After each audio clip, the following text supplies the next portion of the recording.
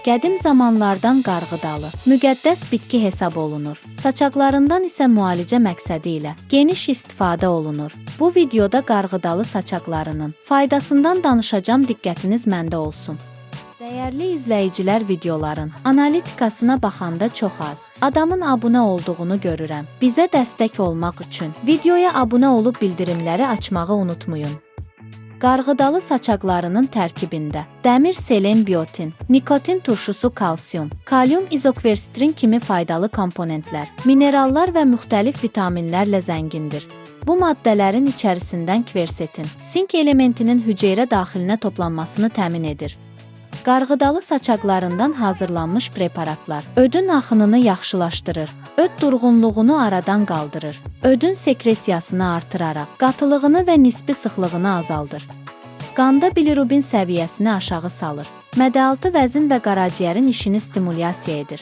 Qanda protrombinin miqdarını artırır və qan laxtalanmasını sürətləndirir. Həm sidik qovucu, həm də uroseptik olduğu üçün sidik yollarının iltihabi xəstəliklərində, sidik kisəsi daşlarında, böyrək daşı xəstəliyində və müxtəlif etiologiyalı ödemlərdə öz faydasını göstərir. Sidik yollarından xırda daşların xaric olmasını sürətləndirir. Nahamar daşların selikli qişaya, mexaniki təsiri nəticəsində əmələ gələn qansızmaların qarşısını alır. Bunun səbəbi isə qarğıdalı saçaqlarının güclü qankəsici təsirli olmasıdır. Qarğıdalı saçaqları həm də böyrəklərdə hemodinamikanı yaxşılaşdırır. Saçaqlar yumaqcıqlarda damar daraldıcı maddə hesab olunan renin sintezini azaldır. Bu təsiri sayəsində orqanizmdə arterial təzyiqin qalxmasının qarşısını alır. Sonsuzluq və potensiya zəifliyini aradan qaldırır. Sinir gərginliyini, zehni və fiziki yorğunluğu aradan qaldıraraq sakitləşdirici təsir göstərir. Normal yuxunu təmin edir. Bu əvəzolunmaz faydalı bitki qanda həm də xolesterol səviyyəsini azaldır.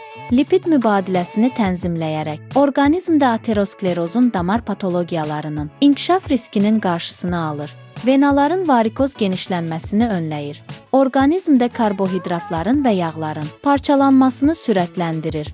Zülali birləşmələrin toxumalar tərəfindən mənimsənilməsini təmin edir. Qarğıdalı saçağından müntəzəm istifadə edildikdə qanda şəkəri tənzimləyərək metabolizmi sürətləndirir və dəri xəstəliklərindən qoruyur. Qarğıdalı saçaqları artıq çəkidən əziyyət çəkən insanların da köməyinə çatır.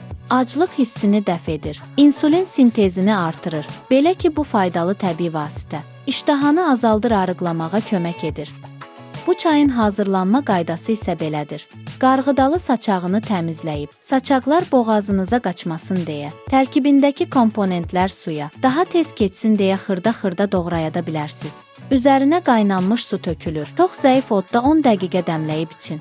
Dadını yaxşılaşdırmaq üçün çaya bal və limon da əlavə edə bilərsiniz. Piylənməyə qarşı qarğıdalı saçağından hazırlanmış dəmləməni hər 3 saatdan 1,50 qram qəbul etmək lazımdır.